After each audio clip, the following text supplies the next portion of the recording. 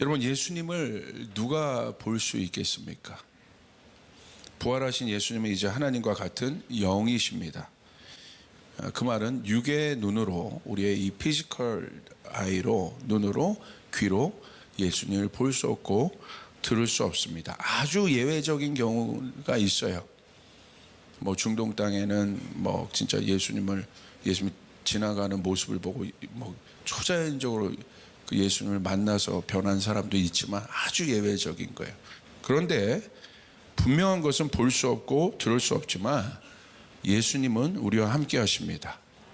왜냐하면 예수님은 임마누엘이시기 때문에 그렇습니다. 마태복음 1장 23절 이렇게 말씀이 기록되어 있습니다. 보라, 처녀가 잉타하여 아들을 낳을 것이요 그 이름은 임마누엘이라 하리라 하셨으니 이를 번역한 즉 하나님이 우리와 함께 계시다. 아멘. 누가 우리와 함께 계세요? 하나님이 계신다는 거예요. 마귀가 나와 함께 있는 것이 아니고 원수가 나와 함께 있는 것이 아니고 하나님이 우리와 함께 계시다. 그분은 전능하신 분이고 그분은 창조주시고 그분은 위대하신 분입니다. 그 하나님이 나와 함께 계십니다. 예수님은 우리와 함께 하시는 분이십니다. 지금은 하나님 우편에 앉아 계시지만 성령을 보내셔서 우리와 함께 하십니다. 성령님은 누구십니까, 여러분? 예수님을 증거하시는 분이 성령님이에요. 성령님은 우리를 도우세요. 그래서 성령님을 뭐라고 합니까? 보혜사라고 합니다.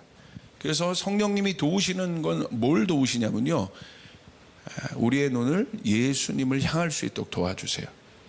왜냐하면 성령님이 하시는 일은 예수님을 증거하시는 일이기 때문에. 이것이 성령님의 주된 사역이에요. 예수님을 증거하시는 것. 그런데 우리가 거기까지는 잘 알고 있어요. 성령님이 우리와 함께 하시는 조건이 있다는 거예요. 여기까지는 알아요. 근데 누구와 함께 하느냐는 거예요. 누가 예수님을 볼 수 있냐는 거예요. 이 질문을 반드시 해야 되지 않겠습니까?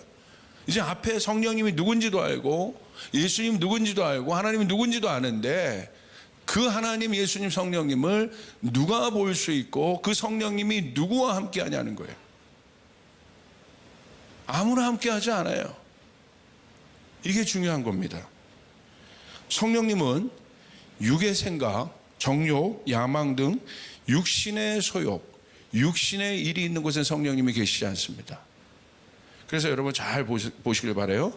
갈라디아서 5장 17절부터 21절에 이 일에 대해서 잘 정리해 놨어요. 우리 한번 같이 읽겠습니다. 시작. 육체의 소욕은 성령을 거스르고 성령은 육체를 거스르나니 이 둘이 서로 대적함으로 너희가 원하는 것을 하지 못하게 하려 함이니라.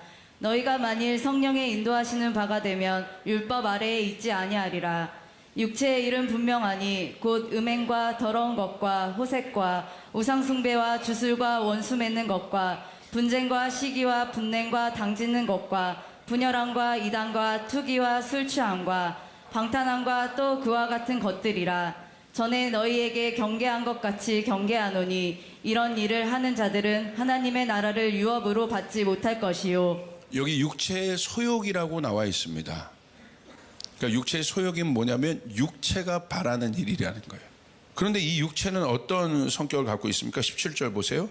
육체의 소욕은 성령을 거스른다는 거예요. 그리고 성령은 육체를 거스른다는 거예요. 그러니까 성령과 육체는 완전히 반대라는 거예요. 함께 거할 수 없다는 거예요. 성령님이 함께 하고 싶으셔도 육체의 소욕이 있으면 성령님이 함께 할 수 없다는 거예요. 뭐라고 써 있습니까? 이 둘이 서로 대적하는 관계라는 거예요. 싸우는 관계라는 거예요. 둘 중에 하나가 없어져야 존재할 수 있는 것이 대적의 관계라는 거예요. 추상적이지 않아요. 뭐라고 되어 있습니까? 20절, 21절. 우상숭배, 주술, 원수 맺는 것, 분쟁, 시기, 분냄, 당짓는 것, 분열함, 이단, 투기, 술취함, 방탕함. 여러분, 많은 것들이 있는데요. 시기 보세요. 분냄 이런 거 보세요. 섭섭함 이런 거 보세요. 여러분 마음에 그게 있어요? 여러분이 그 마음들을 빨리 해결하지 않으면 안 되는 이유가 여러 가지가 있겠지만 가장 중요한 이유가 뭐예요? 성령님이 함께 하셔야 되기 때문에. 그 마음들이 있으면 성령님이 우리와 함께 계실 수가 없단 말이에요. 여러분, 성령님이 여러분과 함께 하시길 원하십니까? 예수님이 여러분과 함께 하시길 원하십니까? 예수님이 이 땅에 오신 조건이 우리와 함께 하시기 위해 오셨다는 것 아니겠습니까? 너무 중요한 말씀이에요. 육체와 성령이 서로 대적 관계에 있다. 그런데 그 반대되는 것이 있습니다. 갈라디아서 5장 22절 23절 성령의 성품에 대해서도 나와 있어요. 자, 같이 한번 읽어보겠습니다. 시작. 오직 성령의 열매는 사랑과 희락과 화평과 오래 참음과 자비와 양성과 충성과 온유와 절제니 이 같은 것을 금지할 법이 없느니라. 성령은 육체의 일과 완전 반대예요. 그래서 성령의 육체의 일이라고 얘기하고, 왜 일이라고 합니까? 생명력이 없기 때문에. 생명력이 없는 것은 물건이에요. 일이에요. 근데 성령은 뭐라고 얘기해요? 열매라고 얘기해요. 왜 열매라고 얘기합니까? 열매가 어디에서 열려요? 나무에서 열리는 거예요. 어떤 나무? 산나무에. 저 나무가 살았다는 것을 뭘로 보고 알 수 있어요? 모양 보고는 알 수 없어요. 이제는 겉모습으로는 진짜인지 가짜인지가 알 수 없는 뭐 이런 시대가 됐지 않습니까? 그런데 뭘 보고 알아요? 가짜는 열매를 못 맺는다는 거예요. 진짜는 열매가 맺어진다는 거예요. 할렐루야. 이게 중요한 거예요. 이게. 그래서 성령의 열매라고 한 거예요. 생명력이 있다는 거예요.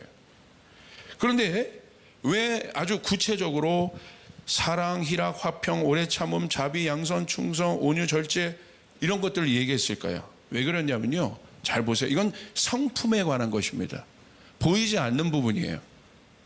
뭐 여기 기적, 뭐 방언, 치유, 뭐 이런 것이 없지 않습니까? 내면의 성품에 관한 것이라는 거예요.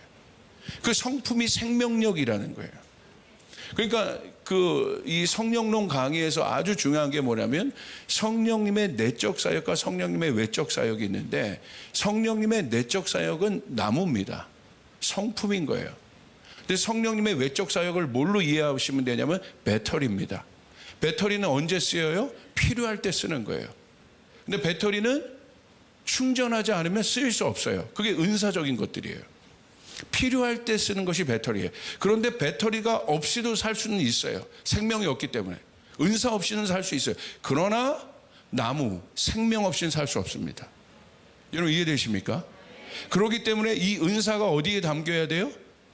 생명력 있는 그리스도의 성령님의 성품을 가진 사람들에게 은사가 담겨야 온전히 쓰임받을 수 있게 되는 거예요. 여러분 이해되십니까? 이게 중요한 거예요.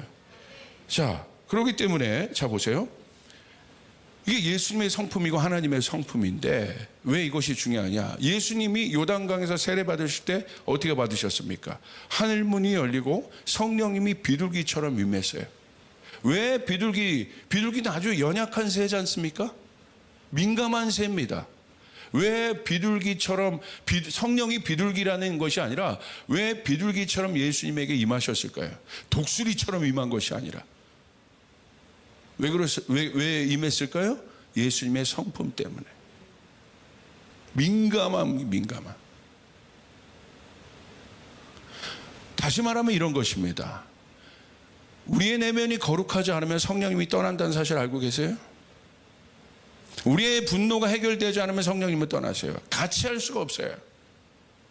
우리의 이기심과 분쟁과 성냄들이 있으면요, 성령님이 우리와 함께 하실 수 없어요. 예수님에게 왜 성령님이 임하셨습니까? 예수님 자체가 성령이시기 때문에. 할렐루야. 그분이 생명이시기 때문에. 그분 안에 성령의 성품이 있기 때문에. 그래서 우리가 성령대로 살아야 되는 거예요. 성령의 성품이 있어야 되는 것이에요. 제가 아는 아주 유명한 어떤 신학자는요, 이 부분에 대해서 깊은 글들을 쓰고 있어요. 이분의 마지막 주제가 이거예요. 하나님의 임재와 함께 있는 법. 제가 놀랐어요. 저 어마어마한 영적 거장이 그 글을 쓰고 있구나. 그래서요, 어디 가서도 이분의 모든 관심은 성령님을 섭섭하게 하지 않는 거예요. 성령님을 떠나지 않게 하는 것이에요. 여러분, 다윗이 가장 여러분 강력한 기도를 어떤 기도를 했습니까? 주의 영을 나에게 떠나지 말게 하여 주시옵소서. 나에게 정직한 영을 주시옵소서. 주의 영을 떠나지 말게 하여 주시옵소서. 이것이 관심사인 거예요. 하나님의 일을 사랑한다 하면서도 여러분 그 안에 이웃과 어디에서든지 미성숙한 사람들이 있습니까? 그 사람은 하나님의 역사가 아직 나타날 이렇게 한참 먼 사람들이에요. 여러분, 성숙해야 합니다. 이것이 중요한 것입니다. 예수님의 성품을, 이 성령님의 성품을 분명히 알려면 반대 개념을 생각해 보면 알아요. 아까 사랑이 있었잖아요. 성령 열매 중에 추상적이잖아요. 근데 이 사랑을 정확히 알려면 미움을 생각해 보면 알아요. 육은 미움인 거예요. 그런데 이 미움을 깰 수 있는 건 뭡니까? 사랑인 것입니다. 그렇기 때문에 우리 안에 있는, 또 내 안에 있는 그 미움이 해결이 안 됩니까? 그건 내 힘으로 해결이 안 됩니다. 성령의 성품으로 사랑이 부어져야 하는 거예요. 그래야 미움이 깨지게 되는 것이에요. 미운 사람도 담아낼 수 있는 그릇이 되는 거예요. 이게 바로 성숙한 거죠. 희락이 있습니다. 희락 추상적으로 잘 안 오시죠? 기쁨이잖아요. 슬픔을 생각해 보시면 돼요. 슬픔이 있는 곳에 가장 필요한 것이 무엇이겠습니까? 기쁨이 필요한 거예요. 그 희락의 영이 우리 가운데 올 때 슬픔이 깨지게 되는 것입니다. 아멘. 그리고 오래 참음이란 것이 있죠. 오래 참음은 뭐예요? 절제를 얘기하는 거예요. 그러니까 내가 꾹 참는 게 여러분 오래 참음이 아니라 성령의 성품으로 인해서 육의 소욕이 나오지 않는 것, 이게 오래 참는 거예요. 셀프 컨트롤 하는 것, 자기 절제를 얘기하는 거예요. 오래 참음, 자기 절제와 같습니다. 여러분, 조급한 순간들이 있지 않습니까? 대부분이요 조급해서 망합니다. 자, 그렇다면 우리 연약한 인간은 이런 육체의 일에 노출되어 있습니다. 그러면 우리는 어떻게 육체의 일을 피할 수 있겠습니까? 여러분, 원하시죠? 육체의 일이 여러분에게 떠나가기를 원하십니까? 육체의 일을 한마디로 말하면, 이걸 한마디로 말하면 뭐냐면요, 교만이란 교만. 이 교만이 육체의 모든 것의 끝자락이에요. 술 취함, 방탕, 분냄, 이 모든 걸 결국 따라가 보면 죄거든요. 이 죄의 뿌리가 교만이라는 거예요. 왜 그렇습니까? 인류 최초의 범죄가 교만입니다. 선악과를 왜 먹었습니까? 하나님과 같이 되고 싶은, 하나님처럼 되고 싶어 하는 마음. 인간이, 피조물이 경계선을 넘어버리고 싶은 마음. 이게 바로 교만이에요. 하나님은 교만한 자를 싫어하세요. 겉으로는 겸손하죠. 하나님은 누구를 쓰시는 줄 아십니까? 중심을 보시는 거예요. 중심은 뭘 말하는 거예요? 동기를 말하는 거예요. 겉은 안녕하세요 이러지만 속의 동기가 불순하면 하나님 그 사람 쓸 수 없습니다. 그래서 로마서 12장 16절에는 이렇게 얘기합니다. 우리 같이 바울 사도의 가르침을 한번 보겠습니다. 시작. 서로 마음을 같이하며 높은 데 마음을 두지 말고 도리어 낮은 데 처하며 스스로 지혜 있는 채 하지 말라. 로마서 12장에 보시면요, 이 말씀이 어디에서 나오는지 여러분 좀 보실 필요가 있어요. 그 앞절이 뭐냐면, 너희를 박해하는 자를 축복하라, 축복하고 저주하지 말라. 즐거워하는 자들과 함께 즐거워하고 우는 자들과 함께 울라. 그러니까 여기 마음을 낮추라고 하죠. 너희 마음을 높은 데 두지 말고 도리어 낮은 데 처하라는 건 뭔 줄 아십니까? 여기 충격적인 이게 본문이에요. 이게 추상적으로 내가 오늘부터 겸손해지 낮아지기가 아니라 실제적인 거라는 거야. 마음을 같이 하라는 거예요. 특별히 누구와? 즐거워하는 자들은 즐거워하는 자들과 마음을 같이 해라. 네 마음이 즐거워할 수 있어야 된다. 그러나 우는 자들이 있으면 우는 자들과도 마음을 같이 할 수 있어야 한다. 이게 실제적인 겸손이라는 거예요. 실제적인 낮아짐이라는 거예요. 여러분 잘 보세요. 높은 데에 마음을 두지 말고 우리의 마음이 높은 데에 있지 않기를 바랍니다. 하나님은 그 사람을 싫어하세요. 결국 신앙은 마음의 태도의 위치에 대한 거예요. 내 마음의 태도가 어디 위치에 있는가. 사람이랑 이야기할 때도 마음의 태도가 겉은 공손하게 말하면서 마음의 태도는 깔보며 얘기할 수 있어요. 그 사람은 속일 수 있을지 모르는 하나님은 중심을 보신다니까요. 우리의 마음이 변해야 되는 것이에요. 우리의 마음이 바뀌어야 되는 것이에요. 날마다 우리는 죽어야 되는 것이에요. 날마다 십자가에 우리의 유익의 소욕이 변해야 되는 것입니다. 성령님 말씀하시옵소서. 내가 듣겠나이다. 마음을 여기 나오죠. 도리어 낮은 데 처하며 스스로 지혜 있는 채 하지 말라. 그러니까 바울이 자기 고백인 거예요. 이게 자기 고백. 낮은 데 처하라는 것은 이렇게 돼 있어요. 세 번역으로 보면 서로 한 마음이 되고. 여러분 한 마음이 되시길 바랍니다. 이게 겸손한 거예요. 한 마음이 되는 게 겸손한 거예요. 한 마음이 되려면 나를 낮춰야 되거든. 여러분 언제 우리의 자아가 깨질 수 있습니까? 한 마음 될 때 깨지는 거예요. 할렐루야. 가장 어려운 것이 한 마음 되는 거예요. 진짜 그렇지 않습니까? 그런데 그것이 낮은 것이라는 거예요. 그것이 낮아지는 마음이라고 주님이 바울이 가르쳐주고 있는 것입니다. 그리고 뭐라고 돼요? 교만한 마음을 품지 말고 구체적으로 나오죠. 비천한 사람들과 함께 사겨라. 구체적으로 낮은 곳으로 가라. 낮은 곳은 뭐예요? 네가 깨지는 곳으로 가라. 사마리아 여러분 가기 어렵지 않습니까? 그곳이 비천한 곳이야. 성령 받지 않으면 갈 수 없습니다. 성령 받지 않으면 나보다 낮은 사람과 함께 할 수 없습니다. 내 지식보다 낮은 사람과 내가 성령 받지 않으면 함께 할 수 없고요. 내 경험보다 낮은 사람의 말을 듣는 것을 성령 받지 않으면 우리의 육체의 성정이 할 수 없다 이거요. 그러므로 여러분 성령이 우리 가운데 오셔야 되는 것입니다. 예수님이 왜 낮은 곳으로 오셨는지 우리가 이해해야 되는 거예요. 너무나 중요한 말씀인 거예요. 우리 안에 그런 것들이 있는 거예요. 그런데 오늘 바울은 뭐라고 얘기하고 있습니까? 교만한 마음을 갖지 않으려면 비천한 곳으로 가야 된다. 낮은 곳으로 가야 된다. 여러분 예수님이 어디에 오셨습니까? 낮은 곳으로 오셨다. 아기 예수로 오셨습니다. 여러분이 오늘 읽었던 본문 말씀. 그리고 예수님이 누웠던 장소는 어디입니까? 여물통인 구유입니다. 어마어마하지 않습니까?